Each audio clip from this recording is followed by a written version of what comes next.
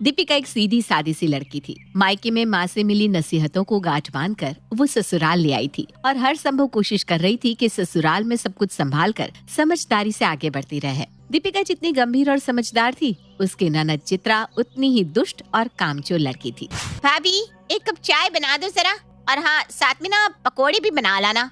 मैं इतने सालों से चाय नाश्ता बना रही हूँ चित्रा, लेकिन अब 15 दिन में तुम्हारी शादी होने वाली है और तुमने तो आज तक एक कप पानी उबालना भी नहीं सीखा। अगर अभी भी घर के काम करना नहीं सीखोगी तो ससुराल में गुजारा कैसे कर पाओगी? एक कप चाय के लिए भी भाभी को आवाज लगाती हो, ऐसे कैसे घर चलाओगी? भाभी, आप अपना प्रवचन अपने पास ही रखो और आज के बाद मुझे उल्टा बोलने की गलती मत करना। आपसे चाय बनाने के लिए बोला है, चाय बना कर लेकर आओ, ज्यादा दिमाग मत चलाओ। चित्रा की बात सुनकर दीपिका को गुस्सा तो बहुत आता है, लेकिन उसका स्वभाव ही ऐसा था कि वो बातों को आगे बढ़ाने के बजाय उनको खत्म कर देना ज्यादा सही समझती थी। चित्रा की बात सुनकर दीपिका ने आगे से चित्रा को किसी भी काम के लिए ना रोकने की कसम खा ली थी। धीरे धीरे समय बीता और चित्रा शादी के बाद अपने ससुराल चली गई। शादी के बाद पता नहीं कैसे भुक्खड़ लोगों के यहाँ अपनी मेरी शादी करती माँ। हर समय उन्हें कुछ न कुछ खाने के लिए चाहिए होता है। सारी दुनिया दिन में एक बार नाश्ता करती है और एक मेरे ससुराल वाले हैं जो जितनी बार चाय पीते हैं उतनी बार उन्हें चाय के साथ कुछ न कुछ नाश्ता चाहिए होता है। नाश्ते के बाद खाना, खाने के बाद फिर से चाय नाश्ता। अरे मैं थक गई हूँ पूरा पूरा दिन किचन में खड़े होकर नाश्ता और खाना बनाते बनाते। ऐसा लग रहा है सिर्फ खाना बनवाने के लिए धर्मेश ने मुझसे शादी की थी। अरे बेटा, ऐसे नहीं कहते। शादी के बाद खाना तो सब लड़कियों को बनाना पड़ता है। तू अपनी भाभी को ही देख ले, 4 साल हो गए उसकी शादी को। दिन का आधे से ज्यादा समय रसोई में ही बिताती है वो। देखो मम्मी, भाभी की बात और है और मेरी बात और। भाभी तो इतने सालों से दिन रात काम कर रही है ना, उनकी तो अब आदत हो गई है। लेकिन आप तो जानती हैं, मैंने कभी एक कप चाय भी नहीं बनाई। मुझसे ये सब नहीं हो रहा है मम्मी। अरे बेटा, तो इसमें मैं क्या कर सकती हूँ बताओ? तेरी जिद थी कि तुझे शादी करके कहीं दूर नहीं जाना, इसलिए मैंने ऐसे घर में तेरा रिश्ता कराया जो हमारे घर से बस 5 मिनट की दूरी पर है। लेकिन बेटा, ऐसा तो कोई ससुराल नहीं हो सकता जहाँ पर लोग खाना ही ना खाते हो। खाना तो तुझे हर हाल में खिलाना ही होगा। मम्मी, जैसे इतने सालों से भाभी मेरे लिए खाना बना रही है, क्या आप भी नहीं बना सकती? मेरे ससुराल में बस 4 ही तो लोग हैं, क्या भाभी अपनी ननद के लिए इतना भी नहीं कर सकती? अरे लेकिन बेटा, अगर तेरी सास को पता चल गया तो क्या होगा? नहीं ना, उन्हें कुछ पता नहीं चलेगा, वो सब मेरा काम है। भाभी को तो वैसे भी आदत है ना पूरा पूरा दिन किचन में खड़े होकर खाना बनाने की। अगर 7-8 रोटी और बना देगी तो उन्हें कौन सा ज्यादा फर्क पड़ने वाला है।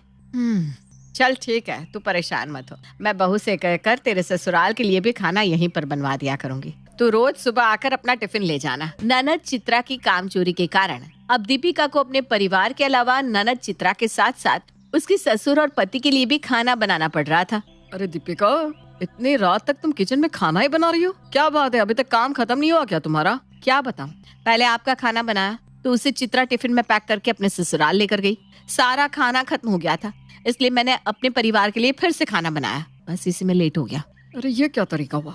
दिन में 3 टाइम आकर ये चित्रा यहीं से टिफिन पैक करवा कर ले जाती है। चाहे हमारे घर के लिए खाना बचे या ना बचे, उसे इस बात से कोई मतलब ही नहीं। बस अपना मतलब हल करने के बाद वो यहाँ से 9-11 हो जाती है। अरे आखिर ये सब कब तक चलता रहेगा? तुम साफ साफ क्यों नहीं कहती कि तुम किसी के लिए खाना नहीं बनाओगे? तुम्हारे पास कुछ ज्यादा ही समय है क्या? देखो साहिल, मैं ये सब इसलिए बर्दाश्त कर रही हूँ क्योंकि मैं मम्मी जी को परेशान नहीं करना चाहती।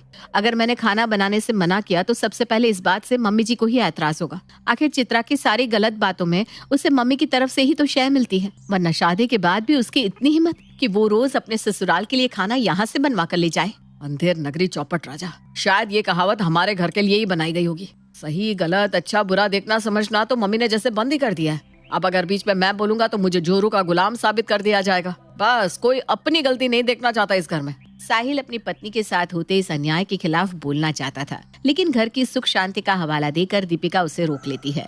कुछ दिन इसी तरह टिफिन लाते ले जाते ही बीत जाते हैं। फिर एक दिन चित्रा रोती हुई अपने मायके आती है। अरे भाभी, आपसे किसने कहा कि आप इतना बढ़िया बढ़िया स्वादिष्ट खाना बनाकर मेरे घर पर भेजो? सादा खाना नहीं बना सकती आप? अपनी पाक कला का सारा डेमो आपको मेरे टिफिन में ही देना था क्या? अरे चित्रा, अब तुम्हारे ससुराल भेजने के लिए हम उबली हुई दाल तो नहीं भेजेंगे ना? कुछ तो ढंग का बनाकर देना ही होता है और तुम्हें तो खुश होना चाहिए।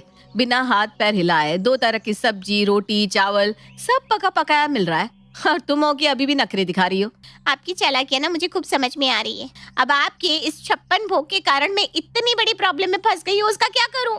मेरी ननद ने आपके हाथ का स्वादिष्ट खाना चखकर ये फरमान जारी कर दिया है कि अब वो खाना अपनी भाभी यानी कि मेरे हाथों से बनवाकर अपने ससुराल ले जाया करेगी। अरे कुछ तो कह क्या इस बात का, कोई किसी को रोज रोज खाना बनाकर क्यों देगा भाई।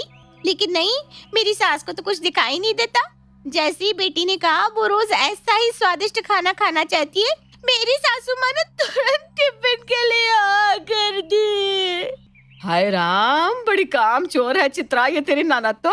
काम ना करना पड़े इसलिए भाभी के हाथ के बने खाने की वाह कर दो और मजे से खाना बनवा कर ले जाते रहो। अब मैं क्या करूं मम्मी, मुझसे तो अपना ही 4 लोगों का खाना नहीं बन पाता, उसके लिए भी मुझे भाभी से ही खाना बनवाना पड़ता है। अब ये स्वीटी के परिवार का 6 लोगों का खाना मैं कैसे बनाऊंगी। भाभी आपने अच्छा अच्छा खाना बनाकर ये सब नाटक फैलाया है, अब आप ही ये सारा रायता समेटोगी। कल से आप एक नहीं 2 टिफिन पैक कर देना, एक मेरे ससुराल के लिए और एक मेरे ननद के लिए, ठीक है? मम्मी जी, अरे इसमें मम्मी जी क्या करेगी? अरे बना दिया तो क्या बिगड़ जाएगा तेरा, 4 रोटी और सेक लिया कर, घर में पूरा दिन खाली तो बैठी रहती है तू। ठीक है, बना दिया करूंगी। रात के समय सुना आपने, अभी तक तो चित्रा ही यहाँ से खाना बनवा कर ले जाती थी। आज मम्मी जी ने कहा है कि चित्रा की ननद के परिवार के लिए भी खाना मैं ही बना कर दिया करूँ। अरे क्या अंधेर गर्दी चल रही है इस घर में? तुम क्यों चित्रा की ननद के लिए खाना बनाओगी? चित्रा अपने परिवार के लिए खाना नहीं बना पा रही है और तुमसे उम्मीद करता है कि तुम अपने परिवार के अलावा 2 और परिवारों का खाना बनाओ। देखो साहिल, अब बहुत हो गया है, अब ये सब खत्म करना ही होगा। मैं जितना सहूंगी ये सब उतना ही बढ़ता जाएगा। दीपिका साहिल की कहानी का आइडिया बताती है। अगले दिन, ए दीपिका 11 बज रहे हैं, आज चाय मिलेगी या नहीं?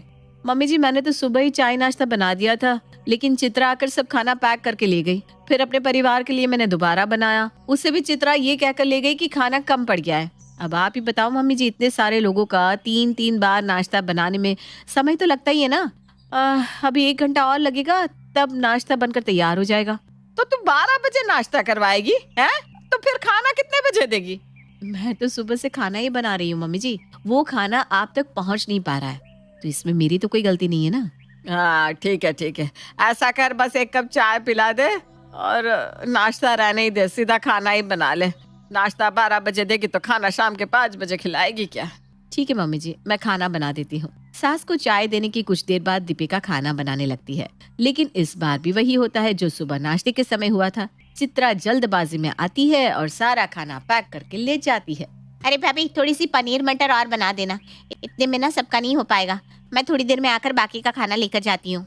दीपिका एक बार और खाना बनाती है और चित्रा उसे भी ननद के परिवार को देने के नाम पर उठा कर ले जाती है। अरे दीपिका बेटा, शाम के 4 बज गए, तो कौन से जन्म का बैर निकाल रही हो? तूने तो आज भूखा ही मार दिया हमें, खाना क्यों नहीं दे रही? मम्मी जी, चित्रा की ननद के यहाँ मेहमान आए हैं, इसलिए मैंने जो भी खाना बनाया सब चित्रा अपनी ननद के लिए भर भर कर ले गई। अरे बस कर अब ये तमाशा, मैं 1 मिनट भी और बर्दाश्त नहीं करूंगी। कोई जरूरत नहीं है दीपिका और उसकी ननद के लिए खाना बनाने की। राशन मेरा, गैस मेरा, बहू मेरी और सुबह से भूखी मैं ही बैठी हूँ और बाकी सब मुफ्त की दावत उड़ा रहे हैं। मम्मी जी, आप ही ने तो कहा था कि 4 रोटी सेकने में टाइम ही कितना लगता है, इसीलिए तो मैं खुशी खुशी सुबह से चाय नाश्ता खाना सब बनाकर चित्रा को दे रही हूँ। देख बेटा, हमने बहुत कर दिया तेरे और तेरे ससुराल के लिए, अब तू अपनी जिम्मेदारियां संभाल। अब दीपिका कल से किसी के लिए खाना नहीं बनाएगी, इसलिए तू अपना देख लेना बेटा। हमने शादी कर दी, अब तू ही तेरी जिम्मेदारियां निभाना सीख ले, वही अच्छा है। मम्मी कैसी बात कर रही हो, मुझसे खाना नहीं बनता। अरे तो सीख ले, यही समय है, सीख ले और अपने ससुराल में राज कर। हाँ? बेटी चित्रा की पूरी बात सुने बिना ही अंजू ने फोन काट दिया था। उस दिन के बाद दीपिका ने कभी ननद के लिए खाना नहीं बनाया और ननद भी माँ की शय हटते ही खुद को सुधारने की कोशिश करने। माँ माँ माँ, एक खुशखबर लाया हूँ, ये लो मुंह मीठा करो माँ। अरे लल्ला, ऐसे भी क्या खुशखबर है? तेरी तनख्वाह तो कभी बढ़ेगी नहीं और ना ही तो मेरे लिए कोई सोना चांदी लाएगा, तो ऐसे कौन सी खुशखबर है? अरे माँ, मैं आपके लिए एक अमीर बहू ला रहा हूँ। हुआ यूं माँ कि मुझे चंचल से तो पहली नज़र में ही प्यार हो गया था जब वो मेरे गैराज में अपनी गाड़ी रिपेयर कराने आई थी। फिर उनकी गाड़ी बिगड़ती गई और वो मेरे पास आती गई और यूं ही मुलाकातें होती गई और प्यार हो गया। अरे वाह वाह वाह, जिंदगी में आज तक का सबसे अच्छा काम किया तूने, वरना सब में 0 ही लाता था तू। तो हमारा गिरीश आज की कहानी का नायक, उसका एक छोटा सा गराज होता है और एक दिन उसकी गराज में चंचल अपनी कार रिपेयर कराने आती है और यूं ही हर 10 दिन के बाद गाड़ी का कुछ न कुछ इश्यू होता रहता और चंचल गिरीश के पास आती रहती। इसी बीच दोनों को एक दूसरे से प्यार हो जाता है। एक दिन गिरीश चंचल को अपनी माँ रेवती से मिलवाता है। नमस्ते आंटी जी, कैसी हैं आप? नमस्ते बेटा, मैं ठीक हूँ, तुम बताओ। मैं भी ठीक हूँ आंटी जी। गिरीश बताते रहते हैं आपके बारे में। आपके हाथ का बना खाना बहुत अमेजिंग होता है। मैं और गिरीश टिफ़िन एक साथ खा लेते हैं कभी कभार। अरे वाह, तो बिटिया तुम शादी के लिए राजी तो हो ना? मतलब तुम्हारे माँ बाप को लल्ला के गरीब होने से कोई ऐतराज़ तो नहीं है ना? नो आंटी जी, मैं मेरे पापा की परी और मम्मा की डॉल हूँ, इसलिए वो लोग मेरे पसंद को कभी नापसंद नहीं करेंगे। आई जस्ट लव गिरीश, बस यही काफ़ी है। रेवती को एक अमीर बहू मिलेगी यही सोचकर खुशी से वो पागल हो जाती है और चंचल को खूब मस्का लगाती है। ये लो बिटिया, ये स्पेशल नूडल्स बनाए तेरे लिए, और ये काली कॉफ़ी जो अमीर लोग पीते हैं ना और ये मक्खन और ये जैम लगाया हुआ ब्रेड। दबा के खाइयो बिटिया, कानो डर नहीं, अरे मज़े से खाओ। सर दबा दो तुम्हारा, फ़ोन यूज करने के बाद दर्द कर रहा होगा ना sir? No no aunty ji, thank you. आप भी खाइए ना मेरे साथ। काम गिरीश, हमारी फ़ोटो खींचो मेरे आईफोन में। ये लो फ़ोन, और सबसे महंगे वाले ऐप में महंगे वाला फ़िल्टर लगाकर खींचना, ओके? ओके मेरी जान। इस तरह चंचल के घर वाले भी मान जाते हैं और गिरीश और चंचल की शादी हो जाती है। गिरीश और रेवती दोनों भी बहुत खुश जाते हैं और अकेले में आपस में बातें करते हैं। लल्ला, तुझे बस एक ही बात पर ध्यान देना है, चंचल बहू को खुश रखने पर। उससे अगर नाराज़ किया तो मानो लक्ष्मी को नाराज़ किया। वो हमारे लिए बैंक के ATM समान है अभी। इतनी भी लालची ना बनो माँ। माना कि चंचल अमीर है, इसका मतलब ये नहीं कि हम उसके अमीर होने का फ़ायदा उठाएंगे। अरे आओ बुड़बक, जितना कह रहे हूँ उतना सुन लेना, ज़्यादा बकवास मत कर। प्यार के चक्कर में मजनू बनता रह गया तो करोड़पति कब बनेगा? ठीक है माँ, जैसा आप कहो। आखिर आप ही तो मेरी दुनिया हो, मेरा सब कुछ हो। अब आए दिन गिरीश और रेवती अमीर बहू चंचल से कुछ न कुछ महंगा मंगवाते रहते।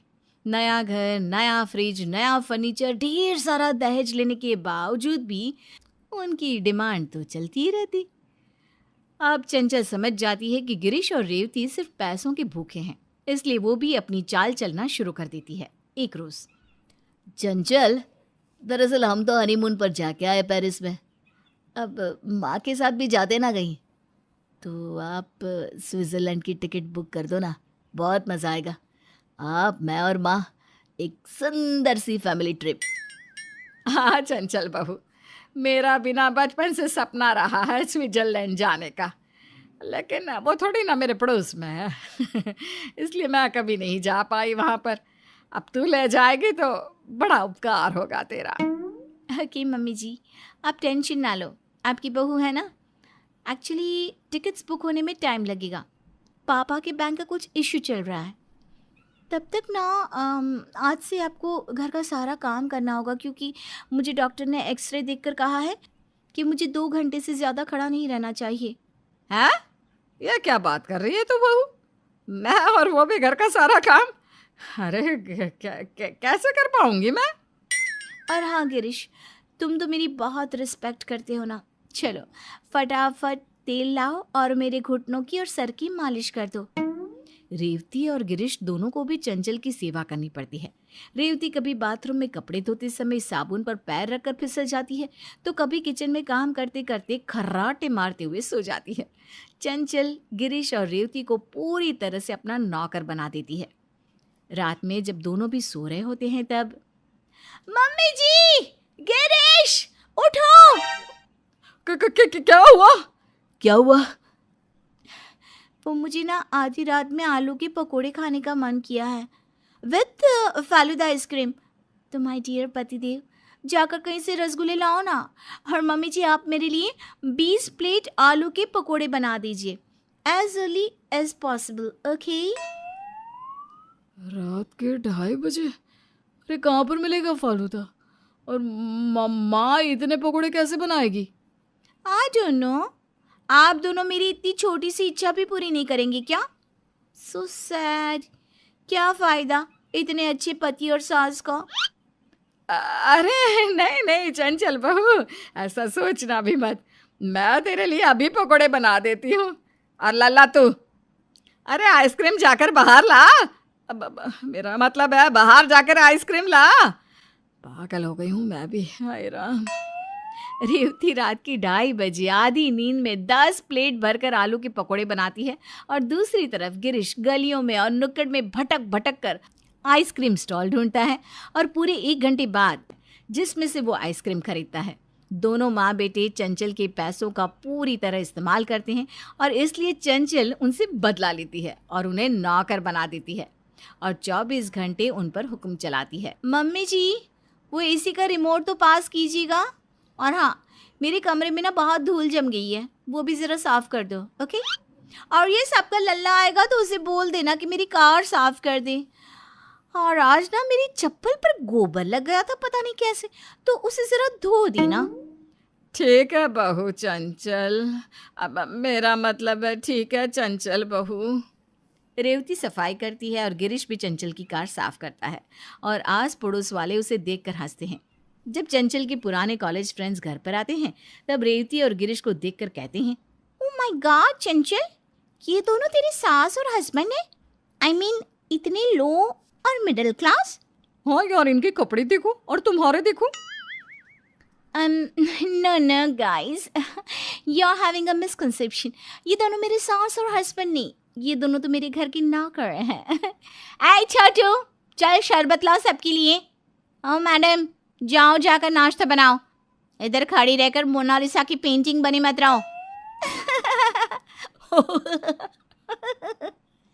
रेवती और गिरीश की तो बुरी तरह बेइज्जती हो जाती है। चंचल के फ्रेंड्स के जाने के बाद दोनों माँ बेटे चंचल की गुलामगिरी करके थक जाते हैं और काफ़ी परेशान हो जाते हैं। लल्ला, तूने अमीर बहू की जगह ये कैसी बहू ला दी? चंचल नहीं, ये तो 1 नंबर की सख्त कठोर और बुज़दिल बहू है। अरे जरा भी शर्म नहीं आती, बूढ़ी सास और गरीब पति को नौकर बना कर रखा है। वही तो माँ, लोग पति को अपना देवता मानते हैं, मेरी पत्नी ने तो मुझे अपना नौकर बना डाला। दोनों आपस में बात कर ही रहे होते हैं कि तभी वहां पर चंचल आ जाती है। क्यों? ये बात तब नहीं समझी जब आप दोनों ने मुझे मेरे फायदे के लिए इस घर की बहू बनाया। मम्मी जी, अमीर बहू सुनकर तो मानो आप 7वें आसमान पर चली गई थी। हार तुम गिरीश, अगर सच्चा प्यार करते ना तो पैसों के लिए अपनी माँ का साथ नहीं देते, उनके खिलाफ होते। मैं जानबूझकर ये सब कर रही थी ताकि आप दोनों की समझ में आ जाए कि आप दोनों कितने गलत हो, मेरी अमीरी का कितना फ़ायदा उठा रहे हो। गिरीश और रेवती को अपनी गलती का एहसास हो जाता है। सॉरी चंचल, बस सच में तुमसे प्यार करता हूँ। हाँ बहू, माफ़ कर दो, तुम तो मेरी बिटिया जैसी हो। Shut up! ना रहा ये रिश्ता, ना रही मैं इस घर की बहू, जा रही हूँ मैं। अरे बहू रुको तो। चंचल रुक जाओ प्लीज। चंचल घर छोड़कर चली जाती है। रेवती और गिरीश दोनों भी बुरी तरह पछताते रह जाते हैं।